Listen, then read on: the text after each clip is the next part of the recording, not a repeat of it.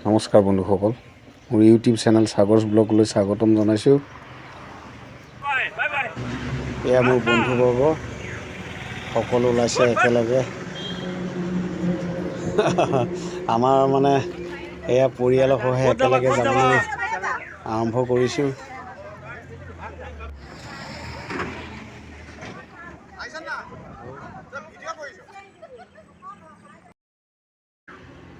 এয়া আহি এতিয়া কলীয়া ভোমোৰা দলঙৰ ওপৰত আমি যাওঁতে ভৰালি নামঘৰত মূৰ দুৱাই যাম বুলি ভাবিছোঁ।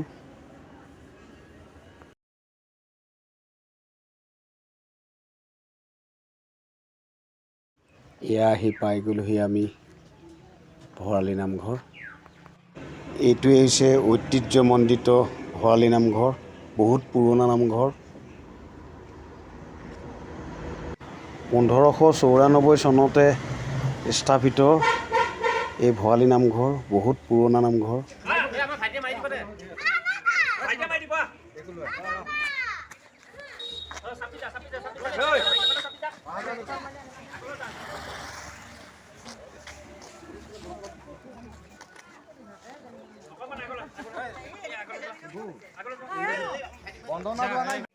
বহুত সুন্দৰ পৰিৱেশ,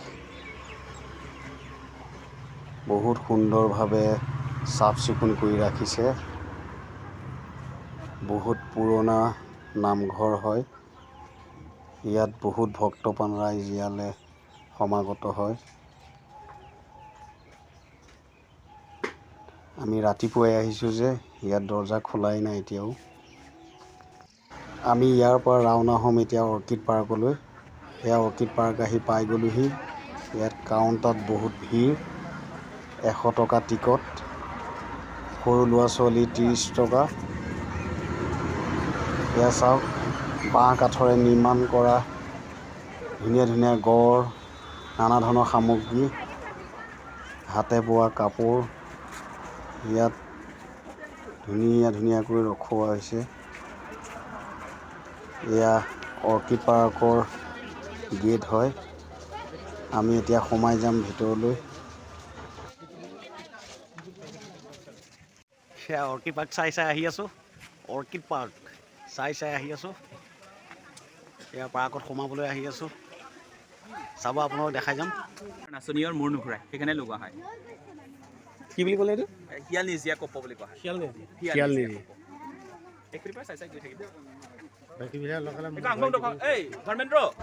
ইয়াত 2062 বিধ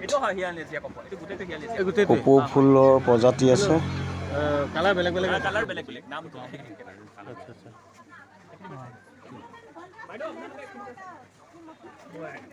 বিভিন্ন ধৰণৰ কপৌ মানে।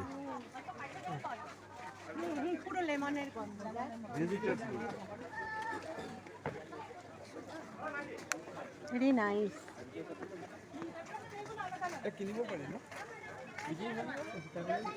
তাৰ পিছৰ নিচিনা এই চব কপৌফুল আমি এনেকৈ পটাত দিছোঁ।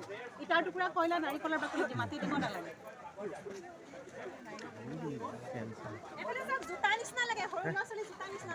কি দেখিয়ে ক'লে? এইটো বাৰ্টনেছ ফাণ্ড বুলি কোৱা হয়। আৰু যেতিয়া এই পাতটো যেতিয়া মেচিয়ৰ হৈ যাব, মাটিত পৰাৰ লগে লগে এই দুটা মিক্স হৈ যাব, তাৰপিছতহে গছটো ওলাই আহিব বাইদেউ। মাটিৰ প্ৰয়োজন নাই কাৰণে প্লাষ্টিকৰ ওপৰতো জীয়াই আছে। দিবলগীয়া একো নাই। অৰ্কিডক সদায় পৰিৱেশটো লাগে, সেমেকা পৰিৱেশ। আমাৰ নৰ্থ ইষ্টৰ ক্লাইমেটটো অৰ্কিডৰ কাৰণে চুইটেবল। সেইকাৰণে 900 ডিফাৰেণ্ট টাইপৰ অৰ্কিড এতিয়া আহিছোঁ মিউজিয়ামলৈ।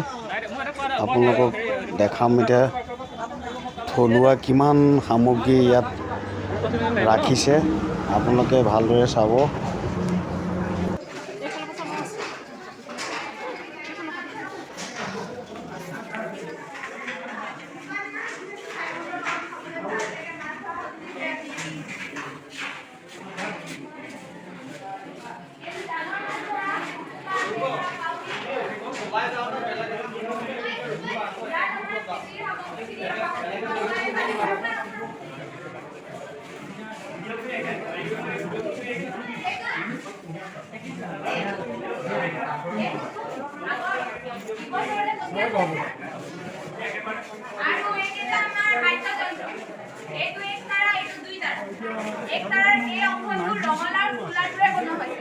আৰু এইটো গুই সাপৰ ছাল চুতাৰে বনোৱা হৈছে এইটো টুকাৰ এইটো চমচি এইটো জপা আৰু এইটো বেৰা এইকেইটা আমাৰ বিহুৰ এইকেইটা মেথুনৰ মিং নাগালেণ্ড মিজোৰাম মণিপুৰত বজায় এনেকে কি বুলি কয় মহাত্মা গান্ধীৰ তিনিটা পাতৰ প্ৰিয়াংকৰ ঘৰ এয়া আমাৰ সৰিয়হৰ তেল পেৰা ধানি এইটো আমাৰ আছিলে কুঁহিয়াৰৰ ৰস পেৰা এনেকুৱা তিনিটা থাকে গৰুৰ সহায়ত ঘূৰাই মাজত কুঁহিয়াৰ দি ৰস পেৰে কিন্তু এতিয়া এইটো মানে ইয়াৰ দুটাই অংশ আছে এইটো আমাৰ অসমীয়া ঢেঁকী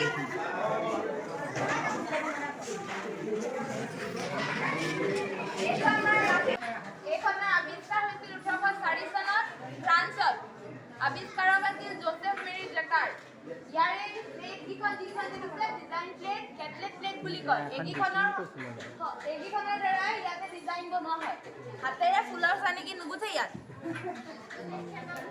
কা বুলি কয় যে বৰ ফুকা এইটো টাউকক ৰিয়াং মানুহে ব্যৱহাৰ কৰে বজাৰত মুৰ্গী বেচিবলৈ লৈ যাব আৰু এইটো ঔষধ এইটো তেওঁলোকে ব্যৱহাৰ কৰে বজাৰত গাহৰি পোৱালি বিকিবলৈ লৈ যাব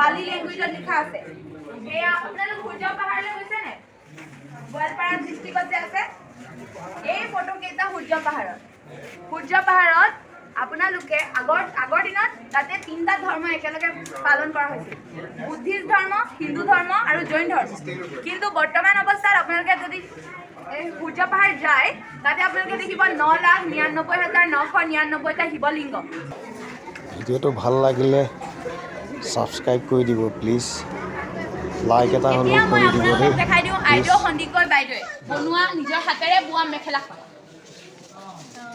এইখন আইদেউ সন্দিকৈ নিজে বোৱা আইদেউ সন্দিকৈ কমাগাঁও